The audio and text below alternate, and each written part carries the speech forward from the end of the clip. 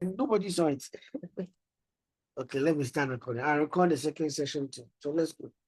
Okay, good. Okay, but I think I'm doing the transcription too. Okay, so the next thing that we are going to look into is focus group discussion. So the focus group discussion has to do with the fact that we are interviewing a group. We're not interviewing an individual. For insights, we are not looking for one person's view. We want the collective view. What is the collective view concerning mobile phones in this community? So collective view. In such a scenario, we will need to do what we call a focus group discussion.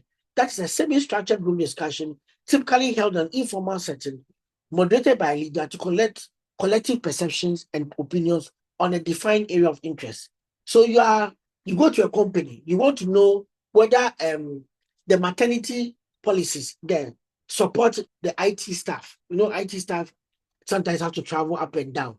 And you are concerned, and sometimes, please, those of you are choosing long essay, you can do topics like this, or I'm interested in topics like this, topics that look at some of the social issues that surround working in an IT company or working in an IT firm or scenarios like that. I supervise somebody who was studying information, no, organizational policies for women to be able to make the place a breastfeeding place, like make it more breastfeeding friendly, especially in an IT company. So we can do a study like that. So sometimes you may find out a student is trying to do a study that he's trying to look at some of these gendered issues. And some of the gendered issues, you have to talk to the females. So you have to select participants and who are together, who are more homogeneous. Maybe the females in the accounting department, or the females who are younger, who are maybe the below 40, and the females who are above 40, or females in leadership, and females in middle management, and females in operation level. So you can talk to them at different levels to get their views concerning the way the company treats them in this IT company. So what are you trying to do? In that scenario, we are uncovering factors which are related to complex behaviors. And then we want them to organically emerge from a group, not from an individual view. Sometimes individual views can be very biased and just focus on just a person's perception, not that is held by the collective. So sometimes it's important that you look at what is held by the collective. Now, procedures such as in our procedures, the size of the focus group should usually be between 4 to 12. But from my experience of doing this for years, what I've realized is that the best thing for you to do is to use a size of 6 to 8. Why? Because when you are only one person doing the interview, if they are large, they start talking over you and you cannot capture everybody's view. And you may even need an assistant to help you record their views. Secondly, too, when a lot of people are in the group, there are sometimes others overshadow others. So there's not opportunity for other individual views to be captured. So it becomes maybe only 3 people are talking all the time. So the group is small, 6. I can have enough time for everybody to answer a question. But if the group becomes like 12, you may even have sometimes 2 moderators to moderate them. Okay. And it will also take longer hours, and transcribing longer hours in interview or focus group discussion is very difficult. It's very difficult. So what I will do is that I will usually start with a funnel structure, moving from an introductory round question. We are here to discuss IT companies and how they treat their female staff. So the first question I will ask is that, how long I ask that, which IT firm do you work in and how long have you been there? That's a very common question everybody can answer. Everybody's, I've been working here for 7 years and I joined us at this level and I'm now at this level. I've been working for 3 years. So you're trying to establish a common ground so that everybody can know that we are all in the IT companies, and we are all women in IT. So, and we are all having similar similar experiences, because in your collection of your data, you have your sample, you have defined that you want only women who have worked in an IT company for a minimum of 3 years. So nobody below 3 years is there. So everybody, if you do that, then it means that everybody there can be able to relate to each other because they are all well grounded in the IT company and work in the IT company for quite some time. But if you mix them up, somebody worked for just 1 month and then with a person who has worked for an IT company for 18 years, the experiences will be too different and it will affect the way you collect. You ask that, have you experienced harassment before? The person who are just working for 1 month, no. Everything, no. Then you cannot relate with the people who have been there for years. So we choose a homogeneous group and we can ask them an open question that they can all answer. Then you start moving to the individual experiences that they can share. Please, that's what we do in the focus group discussion. And focus group is very, very important to get the views as a collective, especially when it's very expensive to do a survey across the whole population. For example, last year, I had experience of ECOWAS asking me to conduct 64 focus group discussions across the country to get the views of the youth concerning what they are going through in Ghana. So to be able to do that, I divided Ghana into 4, where I had the northern, and then I had the southern, then I had the western, and I had the coastal or some other category just to capture. And I divided them into different groups. So certain places were a little bit bigger. Then I sampled from each of them. From each of them, I sampled a number. I did a number of focus groups. So I did a minimum of 20 focus group discussions in each of the regions. And for each of the focus group discussion, I did urban and rural, and each of the focus group discussion had a minimum of 4 people in it. So you see, if you finish, you'll be able to tell that Prof has been able to talk to about, let's say, if there are about 20 of them, or each of them have 4, 80, that's about 80 people across the country. 80 people across, and using about 20. That is, it's 80 times 4. So I've talked about 320 people. I'm giving an idea of the calculation. So depending on what you do, you can have a number of focus groups in there. And for some of the places too, I also added I did online and radio discussions. So I did an open forum online for people to join because I wanted to get a view from a wider perspective. So we did a virtual forum for the Kumasi Belt, but when we went to a radio interview for Kumasi Belt, Accra we did virtual, but then Tamale we did virtual, but when we went to Volta region we did radio. So you can combine radio and TV and radio and online together to collect a more broader perspective of the views where we share what we have found. So focus group is very, very interesting, but it needs budget. If you don't have fine money and you have very limited money, you can do it if only the students or the people you are interviewing are accessible to you. If they are accessible to you. Yeah. Please, anybody having any question? Okay. So focus group is something that we think about a lot. We use in our work. What else? Okay. Then we go to interview guide. Interview guide means that you're going to collect data qualitatively. So what kind of guide do you need? You need a guide that is going to be able to help you collect the data. Now you start by developing the guide by identifying the core themes or concepts or variables you want to derive from the data collection activity. So, and that one you use it to develop your open questions, usually about 5 to 7 primary questions, and then other non-leading questions that are follow-up questions that can come up. Because you want to encourage people to be able to share. Then because you are using a semi-structured approach, you are going to sequence it logically. You start from maybe something that the people understand and a person can answer to much more and progress gradually to what the variables you want to study and they can share on that one. So typically you have an introduction and then where people can introduce the study to them and tell them to sign a consent form. So usually in the University of Ghana, we usually have a consent statement. This data I'm collecting from you will be used primarily for this and this, and I'll show you examples later. And when we do seminar later on, I'll also show you from people's long essay. Okay, so you are usually doing that because you want the person to confirm that he's saying yes to the study. Good. Then you go to demographics or the role the person works in. So you capture, please, you are seeing the person is female. Don't ask, are you male? You are seeing the person, you can capture. Maybe age, you don't know. And then the role he is in the organization. Sometimes the role is not well defined. You may want to get clarification. But if the person is well defined, the role in the website, you can write it there yourself. And you can even ask questions about it in terms of how long the person has worked on that role. Then you go to the themes. Theme 1 can be about experience with remote work, maybe just in case that's your study or what your study is about. Then you start asking questions to be about 3 or 4 questions to be able to explore theme 1. Can you start by describing your typical work day compared to 6 months ago when you were fully in the office? So how did that make you feel? What's the biggest surprise? That's the follow-up question you ask as the person is answering the background question.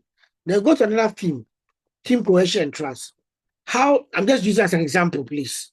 How has the change affected your cohesion with the immediate team? Can you give me an example that illustrate this change? You are doing qualitative, so you can push the person to talk more. And as the person's answer, you can then come up with a follow-up and say, can you describe a specific moment in which there was a conflict or there was some synergy?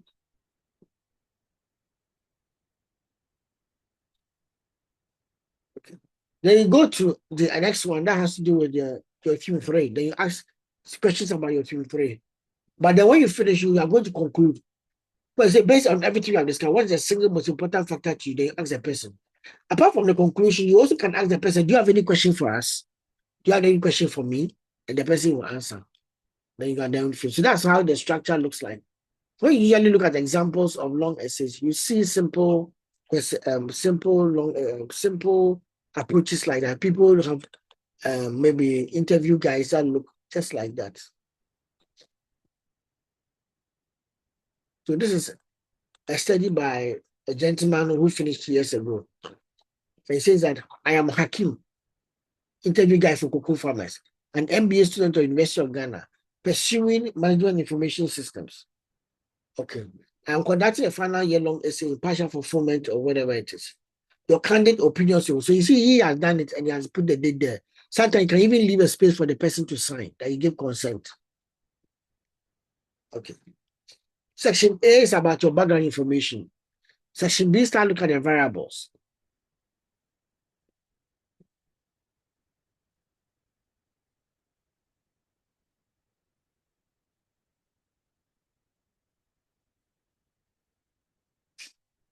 Okay. You have been able to take a question. Then you have got the next question C, which is also about another theme. Then question D. Then that ends. What is missing here is that you should have had a concluding by question E, a section E, and say that, do you have any question for me? So that would have been, and that will help close it up. And then maybe assure the person that you use this one confidentially. So that's how it looks like for this example that I'm showing. It's at the end of the long essay. So usually if you ask for a sample long essay, you may find it out that the person has put the interview guide. Now let me show you another one from that we'll be using today from Winnie. Now Winnie's own, he introduces herself and then 5, 6, these are numbering problems, almost 1 to 3. These are the question objectives that she has. I think she did copy and paste from the top there, so it has just continued it. And then your quantity response will be needed, and your phone number and the email address is there. So that's how she has done hers. Then she has the day the questionnaire was entered, well, there was this interview guide, not questionnaire. The day the interview guide was answered this year. Interview guide is for qualitative, questionnaire is for quantitative. Okay. Background of the respondent. You see, and then the age is there, their profession is there, the highest educational level is here, the right share.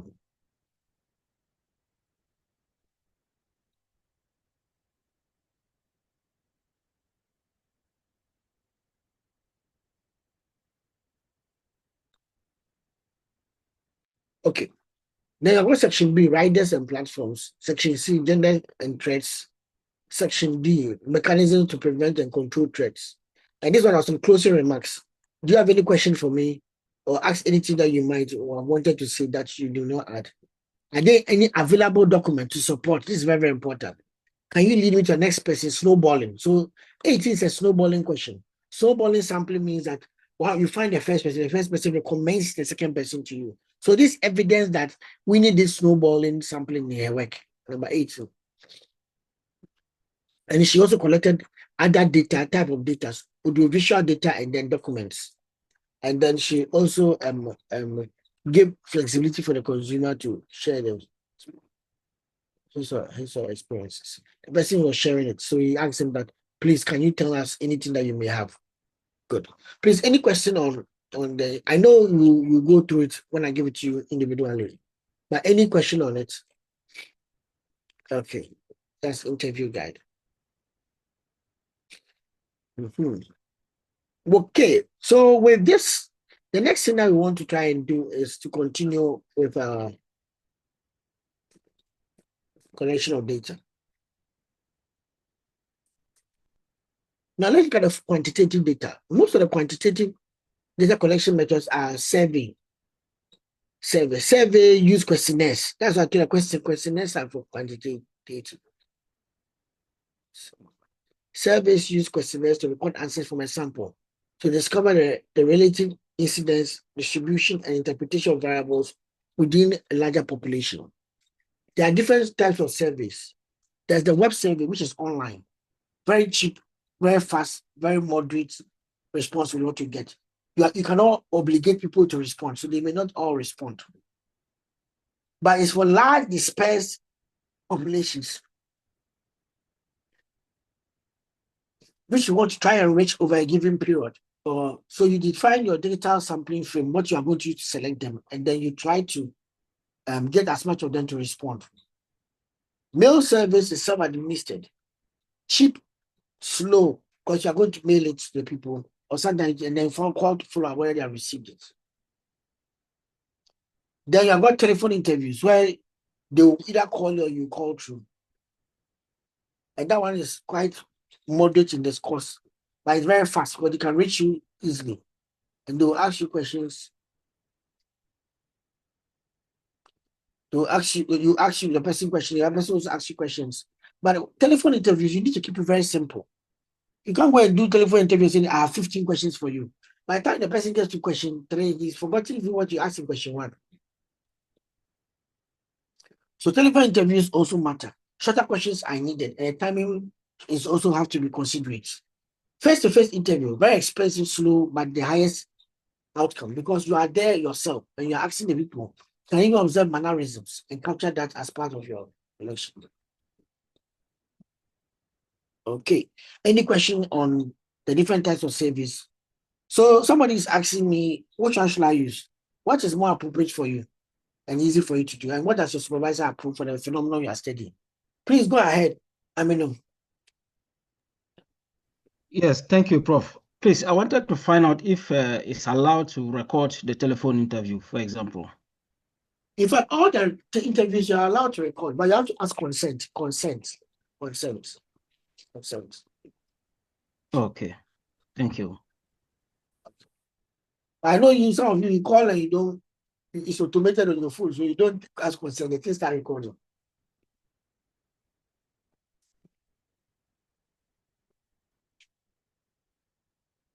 Okay.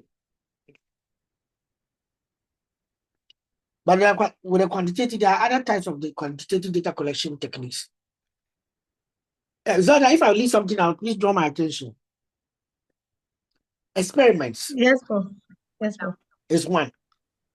The phenomena is studied under controlled conditions to examine cause and effect connections by manipulating individual independent variables. So sometimes when people do experiments, most of us don't do this at the MBA level. So I don't want to go into detail because you may not do that. But when you have an experiment, you can have a control group and the people you expose the phenomenon to. So for example, for what you like using videos to teach. So you can say that for this given class, there's one class that is going to use video-based learning, and another class that is going to use the online lecture learning. Prof will teach the two groups, and after that, give them a quiz to be able to tell whether those who are online have learned anything, and those who are just spending their time those who are spending their time to come to the physical class, what they are also learning from it. So that in that case, you have a control group who didn't experience the issue, and then one which experienced the issue or the phenomenon.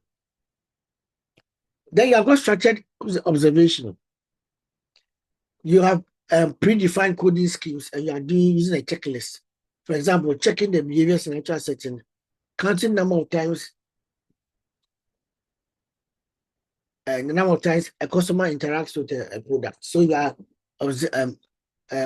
doing what we call a structured observation, quantifying just what you are seeing as what you are seeing, not adding anything more, no subtracting. The secondary data has to do with those of you who sometimes you have to pick data from World Bank and then from WHO and just study that one. Instead of collecting data, you just use a letter of introduction to any of the big companies. You identify a problem that you have data on, then you can then solve it by looking at the data solution for it.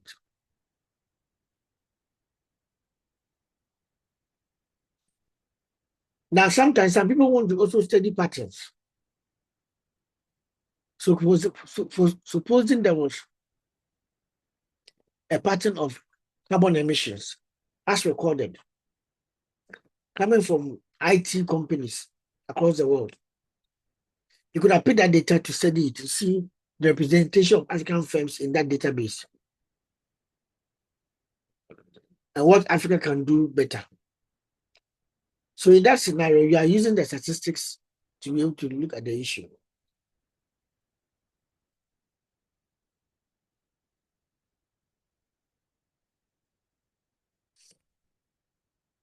Okay. Please, any type of question again. Then you can also have tests and assessments. Usually these are standardized tools. People use that collect data too. So you finish a standardized assessment and get an idea of where you get an idea of using the psychometric test to collect data from people to get their views. So I remember when I was in Manchester, they gave us one to be able to get our behavioral patterns. So you take the test and after that, they'll put you in a category that you are a fast learner, you are a slow learner, you are a learner who needs more text, or you're a learner who needs more video, or you need more audio. Others can also do it in an HR setting when they use it to be able to look at interpersonal skills and then maybe other leadership skills a person may have before they give them a position. So the tests and assessments are also good for collecting data if you are in quantitative research. Okay. Please, is there any question there concerning these quantitative techniques? Most often, all of us will be here. Survey.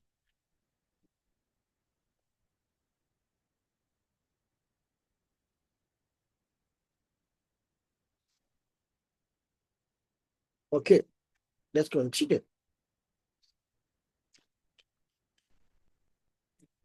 So how do you measure for quantitative studies? How do you measure your constructs and how do you design the right skill for them? Because you are developing an questionnaire to collect data on some of the variables, you need to understand what the variable means and how to be able to express the variable in a data collection format. That's what I mean. Now, a variable is simply a characteristic or attribute that can be measured, and that varies across individuals or objects. Okay. So let's go over it again. A variable is a simple characteristic or attribute that can be measured, and that varies across individuals and objects. Is it understood? In the conceptual way, we say a variable as a construct is very, very theoretical in meaning, abstract. For example, job satisfaction is an extent to which employees like their work or are satisfied by their work.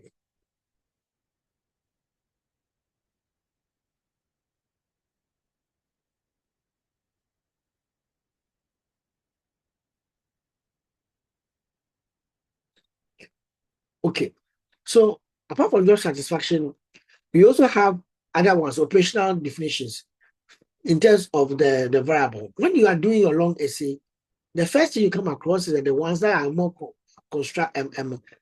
abstract or conceptual in nature. But then to be able to collect data, you have to express it in a operational manner. This is how I'm going to specifically measure job satisfaction. So you read the literature and say that I would like to measure job satisfaction across 5 specific items or 7 specific items using the Likert scale. So now you are moving from the conceptual definition of job satisfaction to the operational definition where you are going to measure it in order to conduct your study.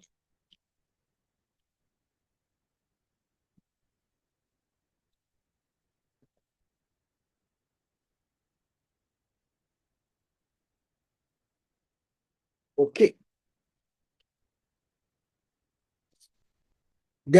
So how then do you measure them?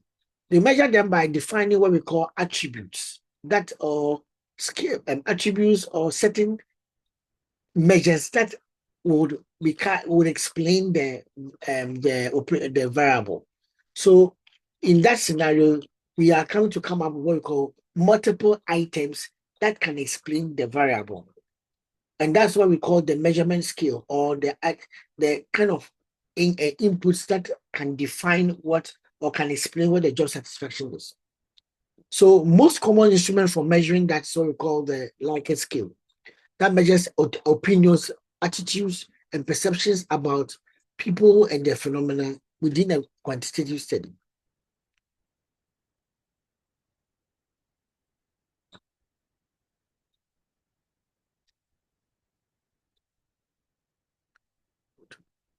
So in many research, I don't know whether I've come across this one.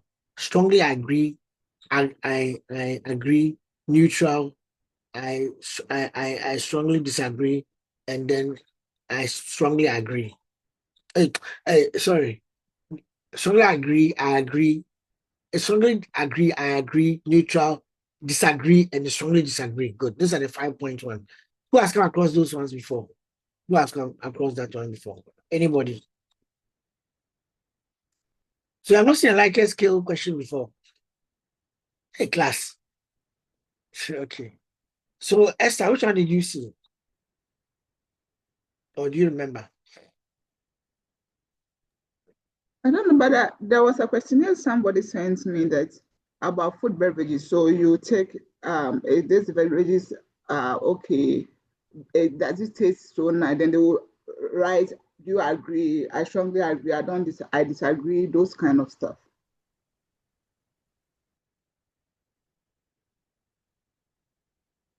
You are right. Anybody? Yes, Jesse, go ahead. Yes, Prof. We also have this service at work, either Great Place to Work or Employee Opinion Service. That's also have these in sections. Whether you agree on your manager supporting you, whether you have the suitable environment to work, and all that. Yes, I've Okay, seen it before. Yeah. good. Let me help. I think some people have not seen some before, so let me show that to them.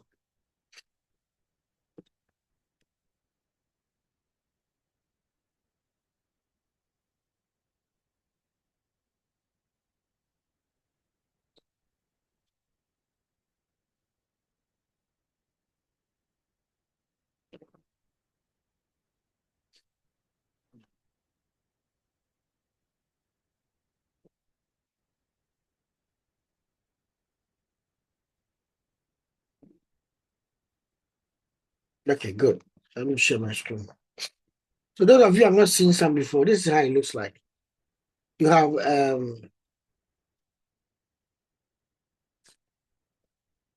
oh,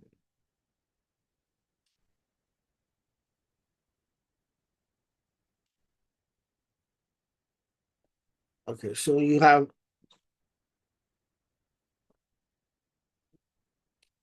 so for a given issue, you can have the 5 points: strongly agree, disagree, neutral, agree, and then strongly agree. Then the other ones disagree, and then the 7 point is there. Now the reason why people like the 7 is because sometimes they say the 5 can be arbitrary. So, for example, the 5 that you hear, if you do a mean of the responses and you get 2.7, what does it mean?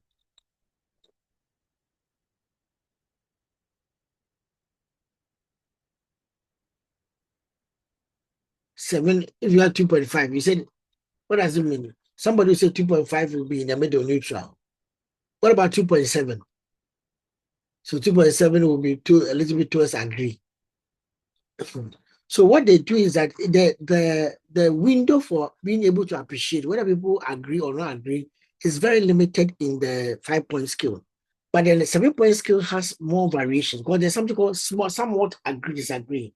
So sometimes somebody may not totally agree. He can choose somewhat disagree.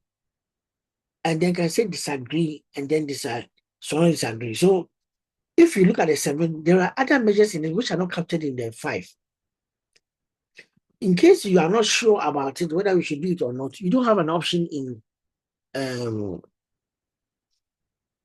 the first one, the 5 skill, unless you choose neutral. That means that you don't want to vote or you don't want to make a choice. But that's not what they said.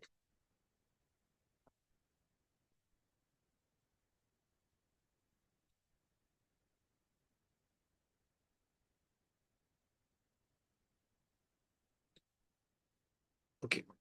So you have a somewhat disagree and somewhat agree. That gives you a lot of room to be able to choose from. So please, let's look at it very carefully. If you are doing a long essay, there will be more work if you use the 7, but that is what is more accurate in doing your measurements. So I'm just encouraging you. I'll be giving you an interview to respond to concerning your view about job readiness that the university is collecting. And you see that we did a 5-point scale, and then we were trying to analyze, and we're realizing that many students were choosing borderline questions, couldn't even know whether they agree or disagree. So they were choosing 2.5, 2.7, 2.3, and we say, this one is just all something around the neutral area. Are you sure the students are neutral about this issue? So then somebody told us that it's the way you collected the data, change the variable.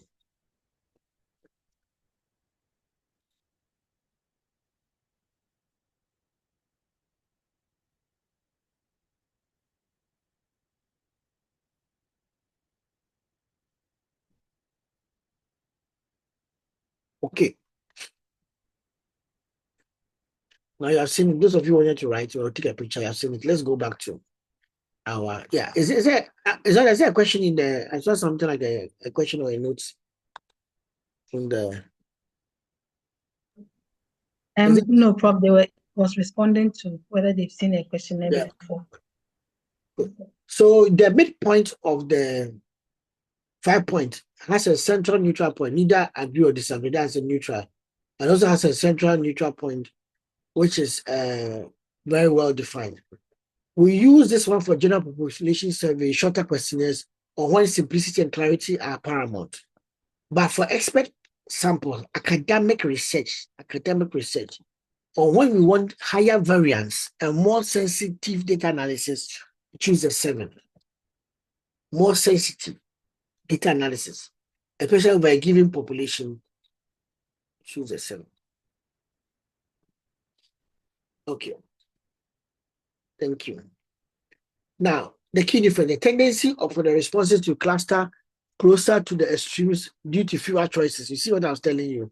And the other one offers greater statistical precision and sensitivity, which is often preferred in the master's. Okay. It's often preferred in the master's and doctoral research. So we would like to go with the 7 for the master's or doctoral research. So please, I'm just encouraging you to start thinking of the 7. Okay. Now let's look at an example of how the whole thing will look like together with an explanation of what each of them.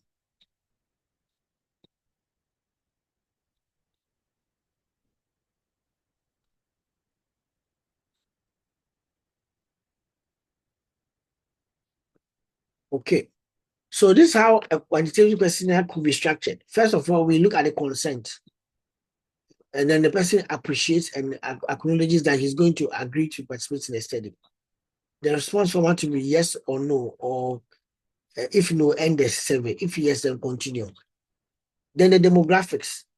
We ask questions about the age, employment level. What is your age? What is your current employment? Those questions will be asked.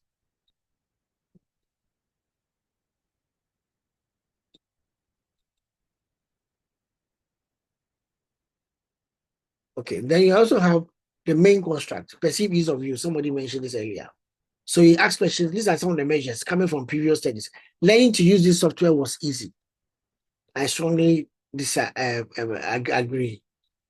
My interaction with the system is clear and understandable. I disagree. It's easy for me to become skillful at using the system. I am neutral.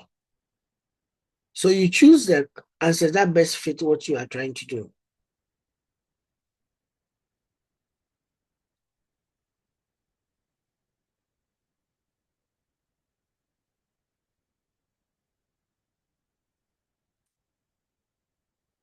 The same has to do with the second one, job satisfaction. I'm generally satisfied with my current job. So it's also asking in terms of the range. Then behavioral intentions. How likely are you to use the software in your daily operations in your daily work or operations over the next 3 months? I'll go with this. Very likely, unlikely to very likely. Please note that even though we are showing you words like strongly agree and disagree, there's a whole portfolio of database that shows different words that people can use for measures for in the research they are doing. There's a whole portfolio. If you go online and you search for them, you find them.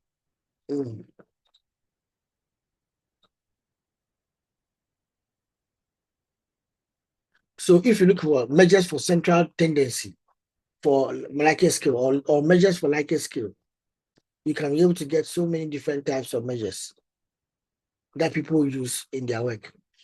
I just want to show you a few of them. I think I'll put it together later.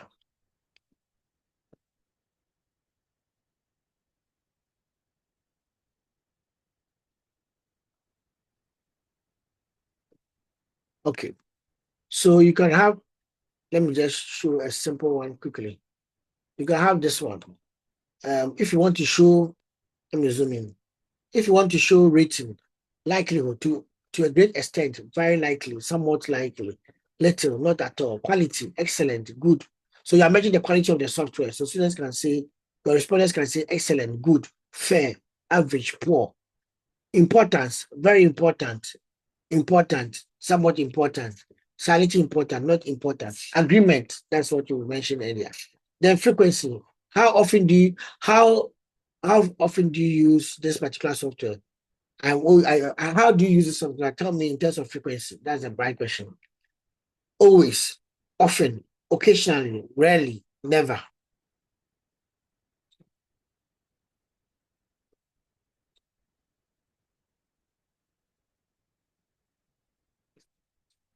Then in terms of comparison, we could have also other ones. Much better, somewhat better, they stay the same, somewhat worse, and much worse. So were the errors on the computer showing up? To what extent were they showing up? Or was it good? Was it better for you when we finish installing the antivirus? It's much better, somewhat better, stay the same, somewhat worse, much worse. See how it will be used. So thank you. At least you have this idea of the measures for. This is for.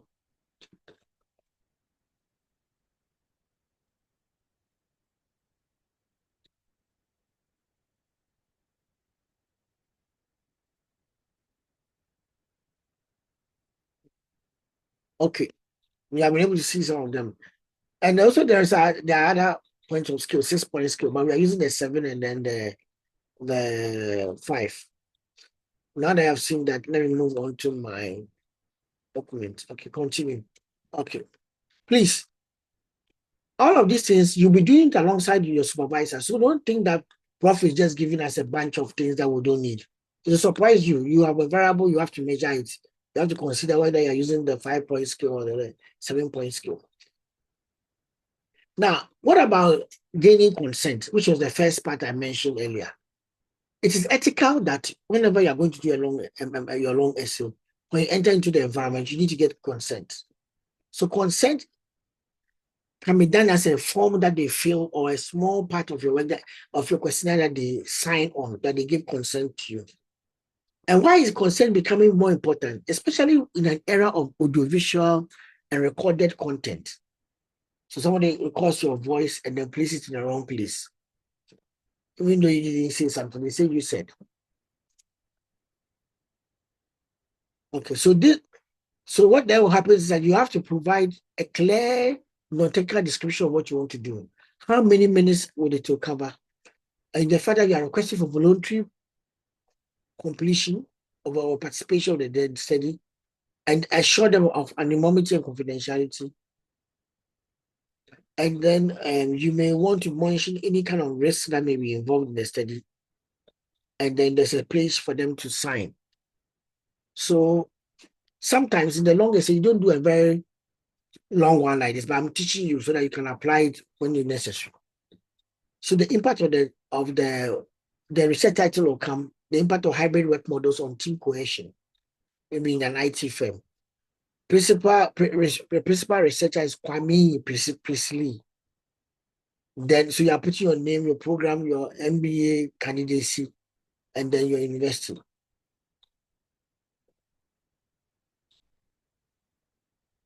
Okay. Then a statement of consent. I understand that this study is voluntary and that my decision to participate in the study will not affect my relation with my employer or the university.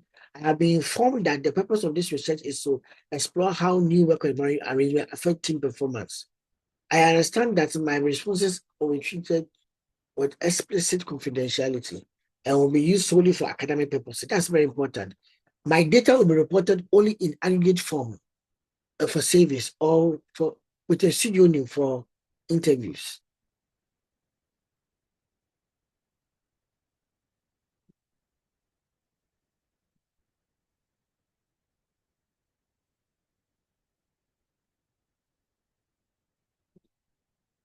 Okay.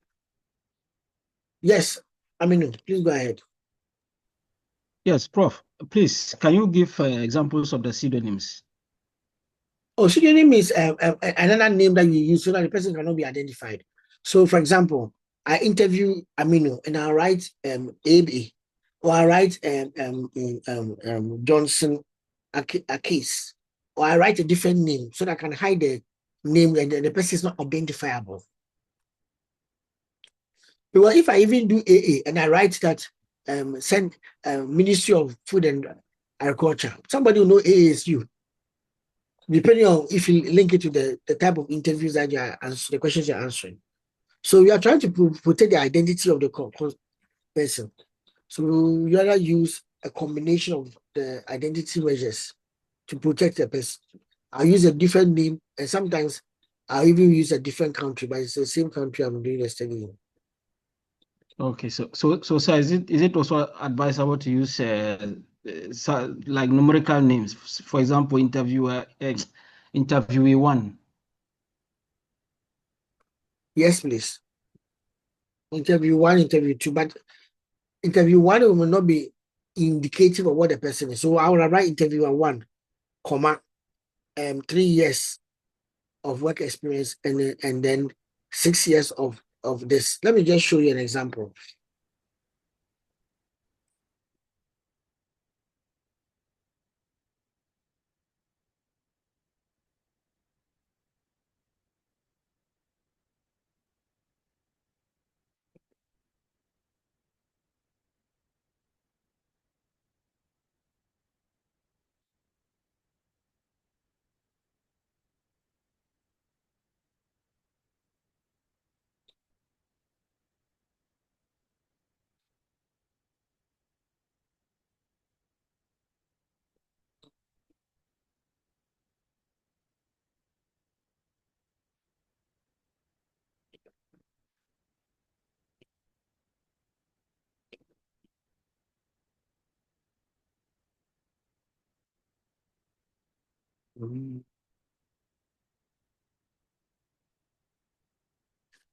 Okay, so I'll show you an example of 2 things.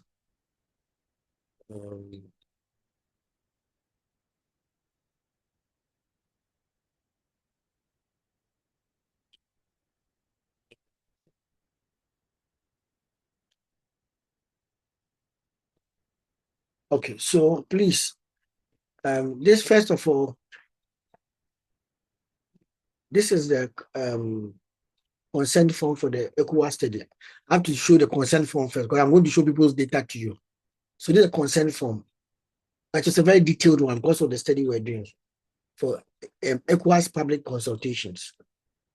And we're even capturing consent for using their videos and their pictures, please. And you have to assure them you are not going to personally identify them. So if you take the picture, you are not supposed to show the person's face. The person has rights. So I say the rights. And then the person will sign, Ghana card number will come, my name will come, the researcher's signature, and then my card number will come. Then I finish. Now, you two, I'm going to show you somebody's data. So you have to sign consent with your mouth. So I hope you consent that if I show the data, you are not going to talk about it anyway. or class? Doc. Yes, Prof. Yes, I Doc. want We have yes sent from to you. you. Yes, I Yes, want to Prof. see yes, thumbs up. yes. Thumbs up. Yes, we have sent to Okay, so you have accepted. I'm doing the ethical thing, that's why. So now I'm going to I'm going to now show you the data. Oh, sorry. Let me just show. Okay. Okay, so this is a Word document. I'm just showing you. This is the focus group discussion report from Bongo, Northern Region. Those of you thought I didn't do the work, I went there. Northern St. Anne Catholic Church, Bongo, for interview number 4. The focus group number 4. How many people? 4. Who is the moderator? Stephen. And who is the other moderator? Lewis. Who is the supervisor there? Who is the coordinator? Dr. Nang. He has finished there. He owns an NGO there. He was in the business school as a student, but he owns an NGO there. What's the contact number and everything is there. So we go to this is a reporting format. Every respondent, before we start the study, I collect your data. I want to know who you are, whether and then what FGD number you are part of, how many people are there, your names, Caleb, Modesta, Charlotte, Pius. The Ghana card numbers, I have to hide the Ghana card numbers because of the issue, please. And then target category, and that we have it. Then the students, their age groups, that's the male, female, that, and then secondary education levels. So this is what you do during the time that they are sitting down waiting for you to start the focus group discussion, collect all this information about them. You should have structured your instrument collection document before you go to the meeting. And look at your variables you be needed to you. So marriage, this is my interview guide for focus group, but my reporting, after I finish the work, my reporting, so it's like I filled the questionnaire already. The marriage and the employment status. You are youth in training, you are employed, you are unemployed, you are a national service person. Occupation, you are an electrician, seamstress, office administrator. This one, not unemployed graduates. You have a column, that big company, that big group in Ghana, unemployed graduates. They have their own column here. Then economic, because remember I said it's about what the youth are going through. So ECOWAS wants to know the different groups. So we are sampling from national service people and the youth associations and unemployed graduates. Rural. This is a rural study. The zone, the region, and the location, Mongo. So then you fill the target group metric. I'm doing only trainees, and how many national service persons are in this particular 2? How many unemployed graduates? 1. How many youth with association leaders? 1. How many females? 2. How many males? 2. Total number of 4. Sometimes in an environment, if you go, they have to get people with disability, border dwellers, those who are coming, Ghanaians who see. No, there are some Ghanaians who see themselves as both Cote d'Ivoire, Ivorian, and then Ghanaian, or both Ghanaian and then Burkina person, because they stay at the border. They are migrants. So in some things they'll count themselves as Ghanaians, and other things they'll count themselves as. So you have to also differentiate between that. Some of you may not appreciate what I'm doing. Those who live in these places, I know you are appreciating what I'm doing because you understand what I'm talking about. Okay, so what time did I start the interview? I started at 4 a.m. Sorry, 9 a.m.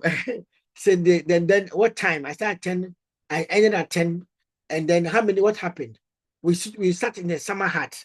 Qualitative research, you have to write every single thing you did at the Bongo Catholic Church. Then we did this in the local dialect. And then we did face-to-face interaction. We did recorded, we videoed, we took photos. And then we closed. Now, the question you asked me, I say Charlotte began by saying that, Charlotte is one of the people. Identify issues. What did Charlotte say? Charlotte said this. So I say female, 31 years, youth leader. This is what I was trying to tell you, the gentleman who asked that you don't want to identify. So I would have done interviewer 1. Female, so that I don't mention Charlotte's name. I will just add interviewer 1.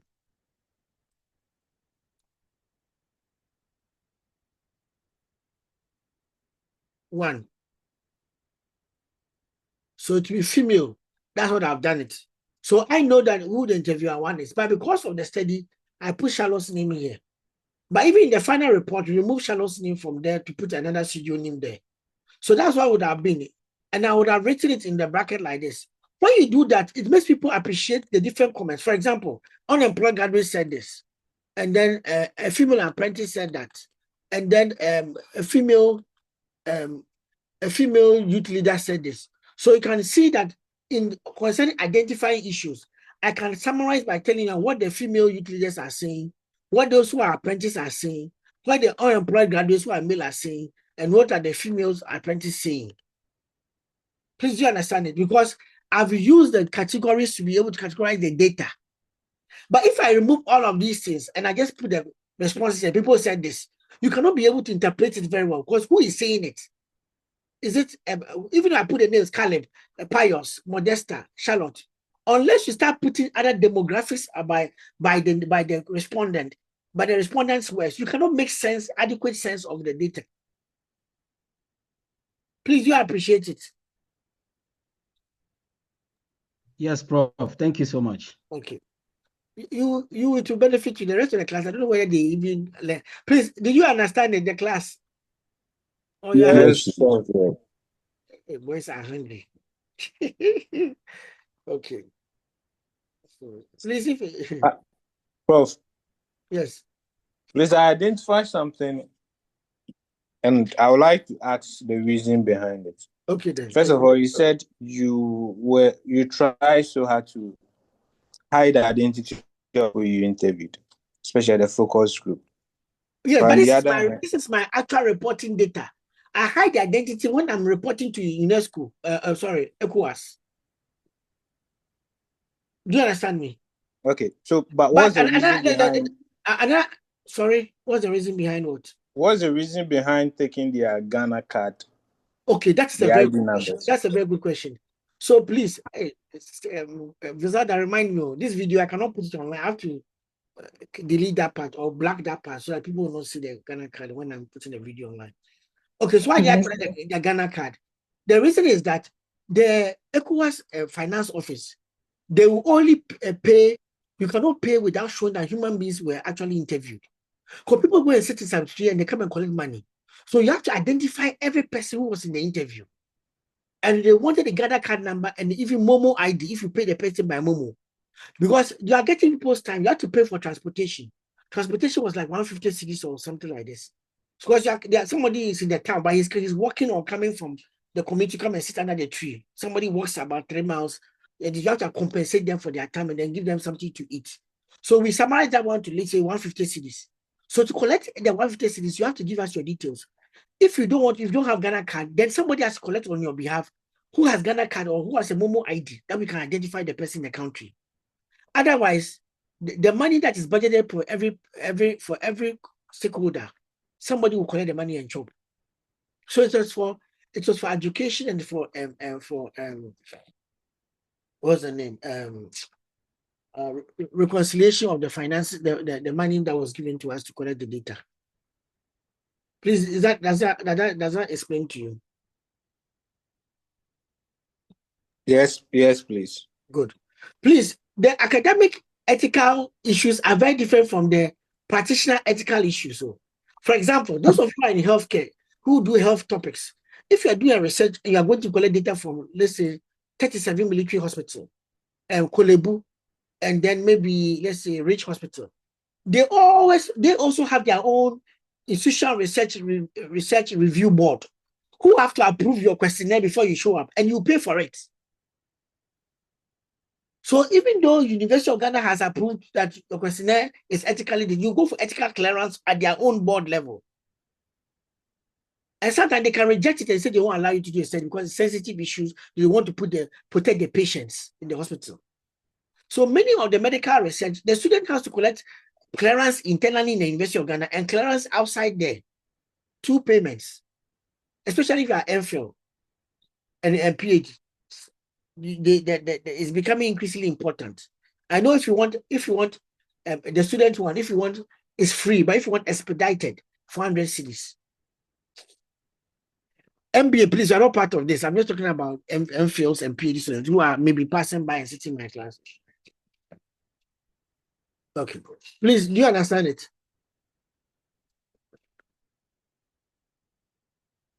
Hello, do you understand it? Yes, we do. Yes, sir. Okay, good. Good. So those of you are thinking about PhD in future, just be thinking broadly like me and like the other gentleman. So what are the ethical issues that can happen whilst you are collecting the qualitative data? Issues of confidentiality. How do you protect the person who give you the data?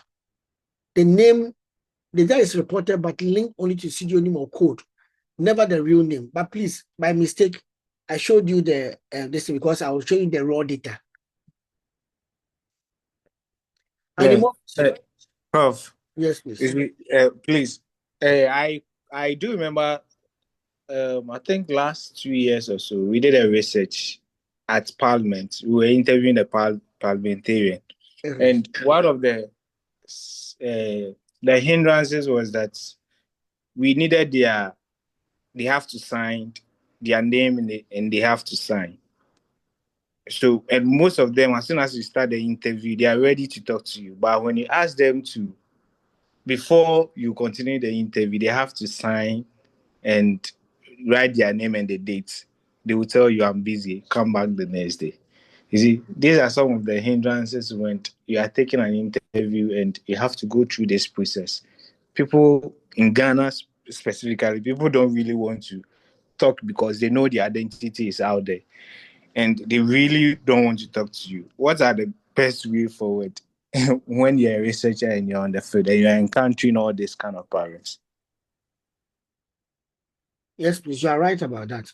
So what has been going on is that when we complain the same thing to ECOWAS said that we'll move to the next person. It's the study you are doing is a focus group discussion.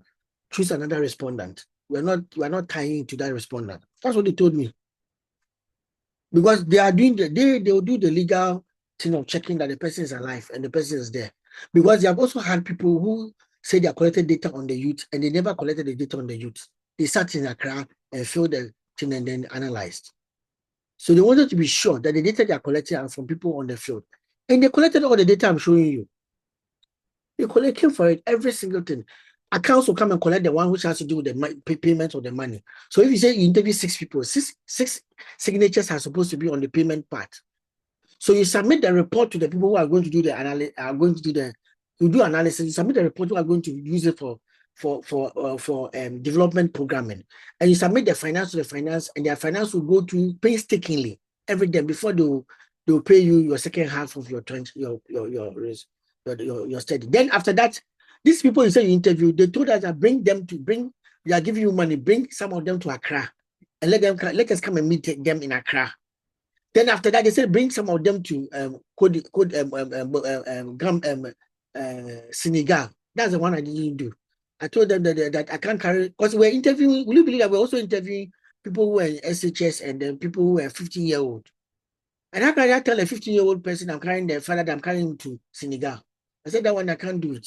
So that one we had to let somebody else. We swerve it off and we rather told another Ghanaians who are really willing to travel there. We're not part of the study, but they are youth leaders and they are willing to travel there to go. And they went. So sometimes they said, but the idea is to make sure that the data you have here, they want to also check the youth, that is it true that you are going through, Ghanaians are going through this. I like that kind of thorough checking because at the end of the day, we have had people who just do some funny survey and you come and say that this person is winning, this person is that. And Ghanaians are gullible. We say yes, then we make our choices based on that. So Africa data has been questioned for some time now. So that's why sometimes somebody will finish his thesis or long essay, he applies to the US and say that he did this study, and the supervisor is asking so many questions because they don't believe that you do thorough research. So documentation matters. Documentation matters. Okay, very good questions. Anonymity. The researcher is unable to link the data back to the individual. This is often achieved in large online survey scale where no identified information is collected. Okay, so these are some of the things that will come up. You have done anonymity is good, but sometimes it's the difficulty is that we are not able to track what you did, and that also put questions on reliability of the work. And then privacy, protecting the individual person's right to control what information is shared about them. So that one I showed you on the consent form, that we are getting considered, your picture could be used for this, but we will not identify you. You say yes. Yes. If they say no, the person, you skip the person, go to the next person who say yes. More fees and the responsibility to avoid causing harm or distress or inconvenience to participants. This includes emotional, psychological, and professional harm. It happens. Can you imagine that we did a study some time ago on mobile phones users among prostitutes in Ghana? And can you imagine how we collected the data?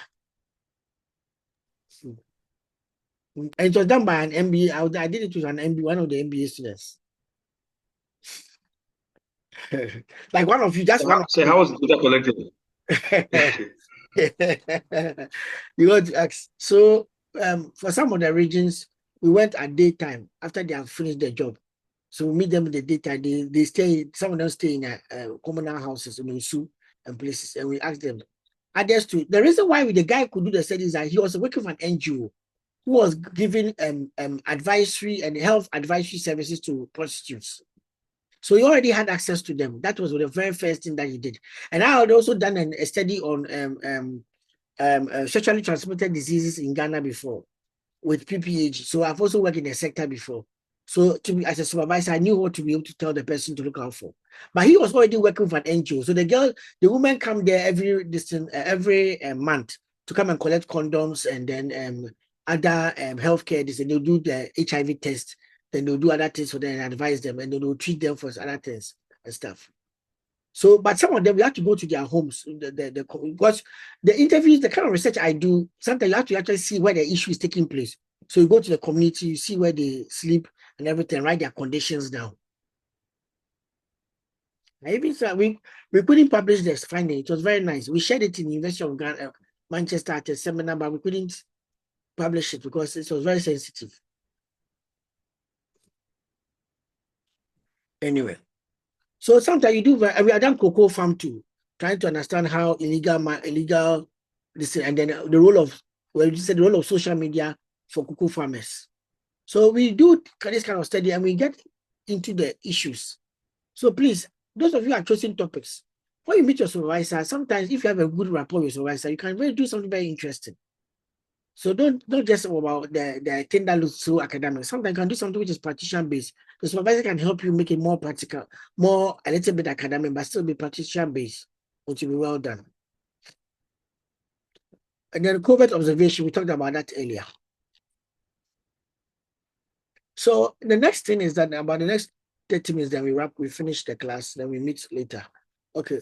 We have different ways of collecting the data. First thing is that we have to go to the field and choose the correct field site. Where will you collect data from?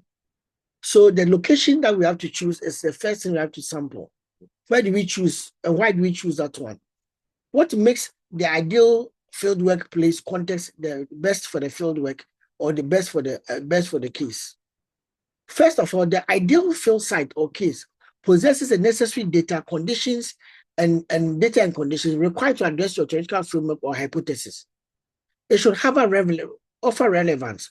For example, I'm doing a study on prostitutes and how they use mobile phone, and I go to a place where there are no prostitutes. It will not help me. Number two, do you have access? Ethically, you have permission to access the data, to observe and interview. So if they say like the ECOWAS one, if they say they won't give you access, you move on to the next person. So access, you have access. And sometimes some people induce the access. They give some local fuel to people and they say, okay, you can come and interview us. They pay something. They will pay for your transportation. We pay for this. And they say, okay, they come and interview us. Or you pay for something in the community. Do you know that some places are there that for the ECOWAS work, we bought soap. We bought soap and we bought washing soap for hand wash. And we bought Omo, bar soap and Omo. And we gave it to some of the community leaders before we got access. I'm not saying that go and tell your supervisor that you're supposed to buy soap to go to Abubushi. So he should pay for the soap. I'm not saying that. I'm just telling you that getting access is very tricky. Okay. Relevant. So access. Then richness of content. The site provides deep context and diverse experiences relevant to your topic. If your site is not giving you the deep experiences, diverse views of people, richness of they are willing to share so they can get richness of the story.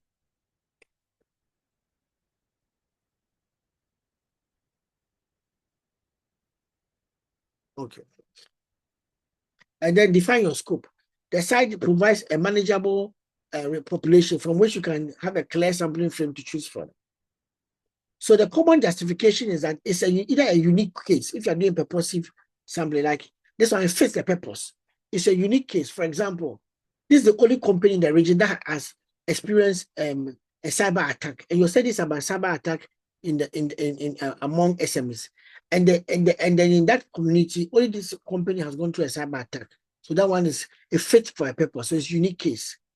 The typical case is the one that there may be, for example, SMEs and their use of mobile money. Several of them are using mobile money. So that one, you can just pick a number of them as a typical case for your work. Typical case to fit your work. And that one is not any strange one. Then the critical case, this site allows you to test a theory under challenging or crucial conditions. If the theory holds true, it's likely that it's also true everywhere. So you are looking for, you are doing a study on female IT leaders, female managers of IT companies, and how they lead their IT, how they lead the firm after giving birth.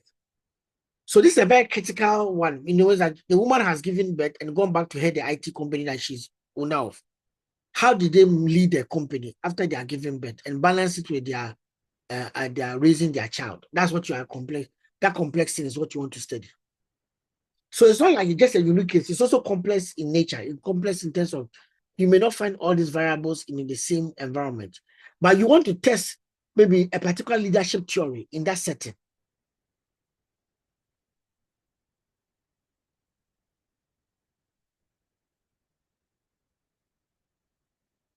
Okay. So how do you secure access? According to your university, you need to get a letter of introduction from your academic unit and your supervisor. So the HOD will sign one for you, but you mention the name of the supervisor who is supervising you. The letter formally endorses your study and confirms your legitimacy to go and collect the data. So please, some of you, because of the way your data collection is going to a complex organization and takes about 4 weeks before they respond to one letter, you have to collect it early. So before you even go for vacation, around November, after you and your supervisor have chosen where you are going, please, you are working on supervising allocation. So by Monday, Tuesday, I think you will have the list and you know who your supervisor is. So after you have gotten to know your supervisor and everything, before the end of November, I think you may, even though you have not started collecting data, you may need to collect the letter early, because some of the companies, they will give you, the letter goes, they take them about 3 weeks for them to respond to you. Okay. And then it will also tell us that what you are going to tell, what you are going to do, and that who are your target audience you want to interview. And sometimes the company may invite you and ask you a question, what's the duration and how frequent you come in there, especially if it is a multinational. Not everybody will have access to you. Okay. Now, the difficult one is the one that students are trying to ask for permission to enter, and they don't know anybody there. It's more difficult. More difficult.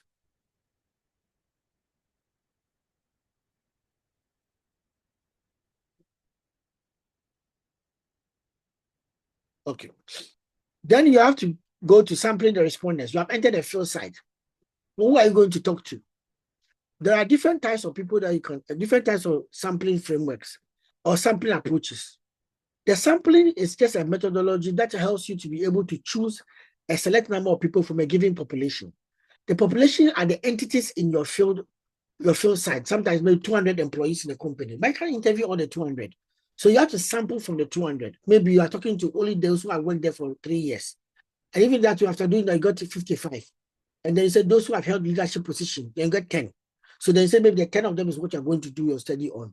Why? Because the leadership position is what you are trying to study in such a firm. Okay. So population. The sampling frame complete is a list of people who are in the population that you can have access to. So the company can tell you I have 200 employees, but this is a list of 150 of them. The other 50 are on the field or a rig on the sea. You will not have access to them. So once you have access to the 150, you call that one your sampling frame, the one you can choose from. So even though the population says 200, you can have a sampling frame of 100, because those are the ones they can have access to at the point in time you are carrying out your study. The sample is the number that you are going to select to do the study on. Okay. So we have got probability sampling and then non-probability sampling. When we take probability sampling, usually you see the quantitative lecturers or researchers using that, but that doesn't mean that they cannot do non-probability. Probability sampling means that you can be able to say of a given statistical significance or as even a given probability, the number of people you are going to interview, and then the chance of choosing a person. It is used primarily when you need to generalize the findings from your field side to a larger population or to establish significant statistical significance. Every element in the population has a known and non-zero chance of being selected. So you have a known chance. Supposing you are doing a study with marbles and there are 100 marbles in the basket, and you are choosing one marble from the basket. Every marble there has 1 out of 100 chances of being selected. That is what we mean by probability sampling. So you know that you are the given probability of selecting any member of the population. The first one is going to SRS, the simple random sampling. I have a list of 200 people. I need only a sample of 40. So what do? You just assign each employee to a number from 1 to 200 and use a random number generator to select the 40, like Lotto number. So I've given you numbers 1 to 200. Then I use the Lotto die to select any 40. So I run the first spinning. Number 43, then you come back. Number 43, I'm going to interview you. I run the second. Number 1, I'm going to interview you. I run the third one. Number 99, you come on. I run the fourth one. Number 62 will come. I run the fifth one. Number 28 will come. I run the seventh one. Number 35 will come. I run the eighth one. Number 40 will come. Around the ninth one. Number 2 will come. Around the 10th one. Number 23 will come. I'll do that till I get my 40. That's simple random sampling. Please, I hope you understand it. You are laughing at me, but it's not Lotto numbers I'm calling you. It is how we do research. Then we have got oh, you know this already. You know all of this, or if you know all this already, let me not waste my time. Okay, Jesse. Yes, I'm not saying go to Ghana Lotteries and go and tell them to do the random for you. I'm saying you do it yourself. Okay. Yes, Jesse, go ahead. Yeah, so I just wanted to ask, apart from the example you gave, which other fields can you use this kind of sampling? You can use it in this classroom. You need only 10 students. I've got 30 students. So you give them 1 to 30. Then you run. Yes. Number 22. Yes, don't call me. 23. Yes. So it's random. So you need something, a randomizer to random the thing. That's why we say a die can do a randomization for you. Or there are randomizers on Google. You can search for one. It will randomize a set of numbers for you and choose them for you. The scientific means that you shouldn't interfere. You look like this, Jesse. You look at the face. Oh, that's Rhoda. Okay, Rhoda, come. Oh, okay, that's Fefe, come. Oh, that is Alex. Alex, come. Oh, that is you come. I want to put Jones with you. Come. That is not random. That is what we call convenience sampling. You look at your friends and how you're smiling, and then you choose them. You look at them and say, okay, this person is smiling. Diana is smiling. Let them come. That is what we call convenience sampling. That is not random sampling. Random sampling, the randomization is not interfered by you, the researcher. That's why I use the Lotto number as the best. Because if you have not rigged the machine, the randomization is very random. But some people can rig the machine. Systematic sampling is different. Systematic sampling means that we are choosing the end person. So we want to choose, we have 1,000 active customer accounts. For a sample of 50, we need an interval of 20. So 1,000 divided by 50. So you randomly pick a starting number. So I say I start from number 5. So the 5th person, the 25th person, the 45th person, keep on adding 50, 20 until you get to all the number that you are looking for. Do you understand it? That is the systematic sampling. That one is better in terms of you doing than the random sampling that you want the randomizer. This one you can control it a little bit. But if I've seen primary school, this thing you know every 3 come forward, and everybody wants to be the 3 number, so they start changing their position so that they can get selected. That one they can be Kolulu and Balala in it. People can do Charlie, I beg you, let me take number 25. You take 26. Well, you know that the lecturers come to call 25, 45. So you calculate and go and look for the next page so they can be selected.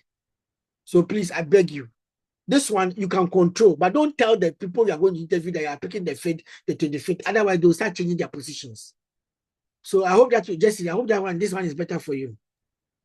Yes, sir. Okay. Better. Then we have got stratified sampling. Stratified sampling is when we have different groups in the bigger group. So, for example, let's say that this is a telco company, and we have got those in Telecel and those in MTN. So they have got two stratas. If I want to do an interview with them, let's say we are a group of 45. The MTN is 15, and then the Telecel are 30. Now I can select. I'm select only 5. If you don't take, I can select the 5, and only all of them will come from Telecel. None of them will come from MTN. The reason is because the way I did the way the stratas are large. They can consume the number I'm trying to. Each strata can consume the number I'm trying to select. So to avoid that from happening, I want to make sure that I sample from each of the stratas. So your field side is 70 staff. 30 are managed operations. Sorry, I made a mistake. You are a field of 100 people. Your field side, 70 of the staff are operations and 30 are management. For a field of 100, you randomly select 70 from operations and 30 from management. And that one can help you do that. Okay, I think it should have been 700 and 300. If you randomly select 70 from 70, you choose all the 70. Sorry. At your field side, 700 are the staff are operation, 300 are management. If you want 100, you choose 70 from operations and then 70 and 30 from management. So you try to make sure that your 100 will be a replication of the same type of strata classification within the bigger population. That's what we are trying to say. Please, I hope you understand. Forgive me for my error. I should have added 730 and 300. Cluster sampling is about dividing them into natural clusters so that you can be able to get sample from the cluster. For example, in a large hospital, there are 10 wards. That's the cluster. You randomly select 3 wards and survey all the nurses from those selected wards. So instead of going to choose from the doctors and the nurses differently, you choose the wards, and the wards will give you whatever nurses and doctors are there. Those are the ones you are going to use for your study. So you are choosing from the cluster.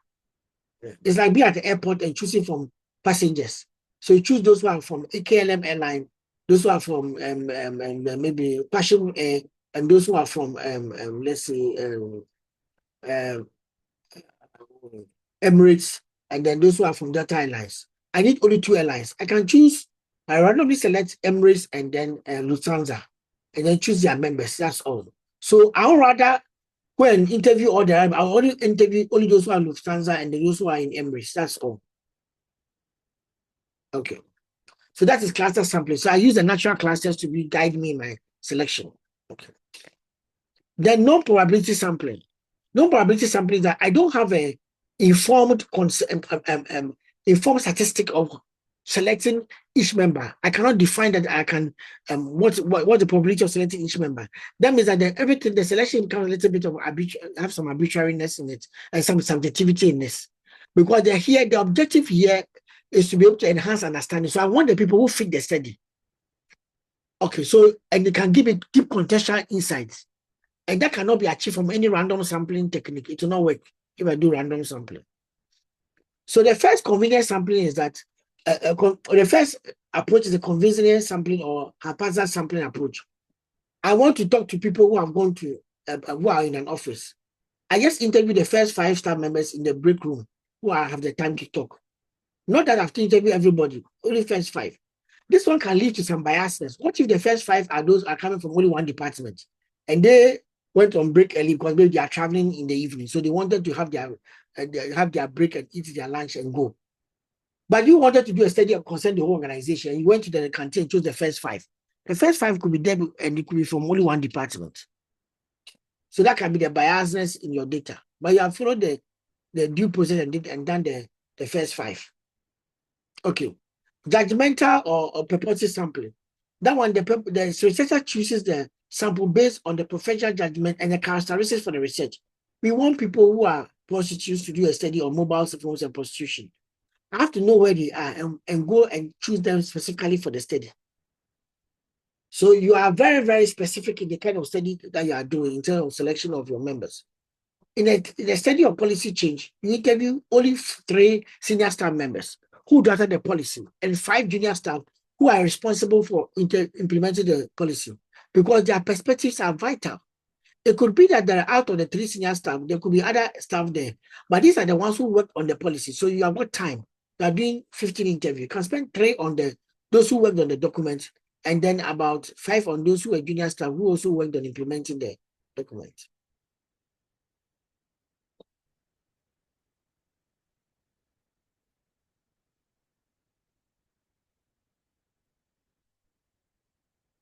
Okay. Snowball sampling has to do with, hold on.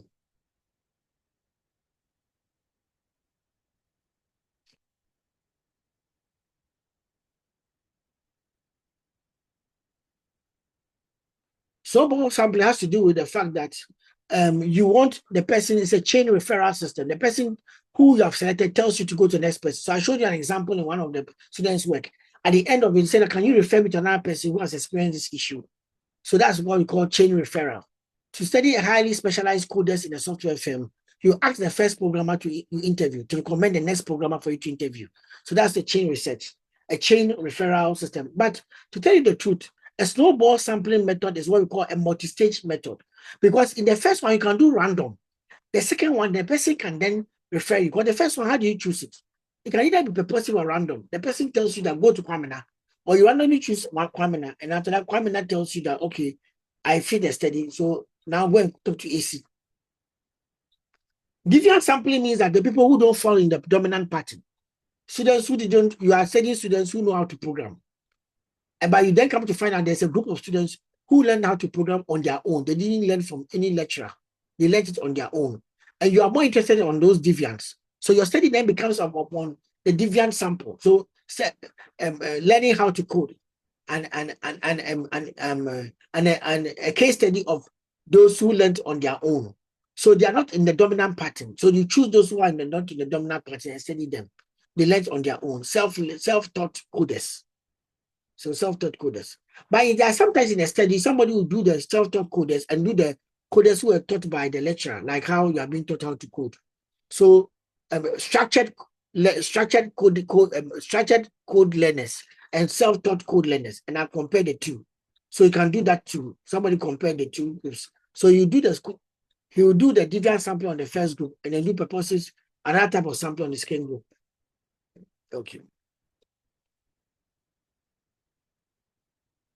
Collecting documents and conducting artifact examination. So we said that some of the data you collect are going to be archived data, means that somebody are from documents. So sometimes it comes from public documents like newspaper reports, websites, the law documents and stuff that are very good. Formal data that helps you to do formal arguments and formal evidence in your data, and there are secondary data. So we use them in our work. There's some private ones, maybe interviews between you and a person's interaction between a manager and then a client. And the person said that, oh, I can have evidence to show that I've been collecting feedback from my clients. Where is the evidence? I can hide the client's name and show you the evidence. So then they hide the client's name and give an extract to show you that he sent an email to the client said that. Sometimes it can be text messages that the person is even showing to you, or that general diary entries, or certain kind of writings that the person writes on the corner of the questionnaire. Okay. Archival records can also be historical data that have been formally collected, such as court records, transaction logs, historical census data. All of them are part of the data we can use. The first thing about collecting data for documents is the 4 C's. A, context, credibility, completeness, and content. First of all, what do you want? And what context conditions were the document created? Is it a press release? Is it a financial document? Understand that. And does the context fit your study? If your study is about financial report standards of companies and they are giving an example, good. But if your study is not about that and they are giving a press release, the press release may not best fit your work. You may need the financial document that they have that reports on their financial services or their financial standard. Credibility, who did that study? I always tell students that if the company did it themselves, we say that the company reports that. But if somebody puts it together as a third party, then you can be able to establish that this is what is being said about the company. Is being said about the company. Now, when I say the company reports that, when the companies are reporting this, they can skew the data to make them look good. So you have to say the company reported that this. So if somebody is writing, they can say that it's been written or it's been established that this. So differentiate when the company is writing from itself and you are also collecting from a third party. Otherwise, we can't know who the validity of the data is coming from. Who do you attribute reliability or validity to? Completeness. Check for missing actions and then gaps in the information. A company can present the information to you, but they can present what will look good, but they will not say the other side. So we are operating in 31 countries, and we give you data from 32 countries. So why is it that we say we are operating in 31 countries? Maybe the 32nd country, it's not their data, or that one they're in a partnership with somebody, so they don't own the place. Or they are reporting, they work in 30 countries and they give you data from 25. 5 other countries are unaccounted for. Maybe that's why they didn't do well, and they don't want to report it. So you have to be probing all the time to be able to know what you're being told is the truth or the semi-truth. Content, systematically analyze the content, the document's content. That one we learn when we are doing content analysis, we learn about automatic analysis, we learn about that. So I don't want to get into that one. What about artifact examination? Artifact can be a physical artifact like a product, a tool, a building layout, an organizational badge, a machine, the laptop itself that they say they have. You want to observe it. You want to look at it, the design. But you have to know what you are measuring if you are looking at the laptop as part of the data. Does it come on when you switch it on? Does it boot fast? Those are things like, what is this? What is the RAM? All these things are things you can capture about the laptop itself because you are doing auditing as part of your data collection.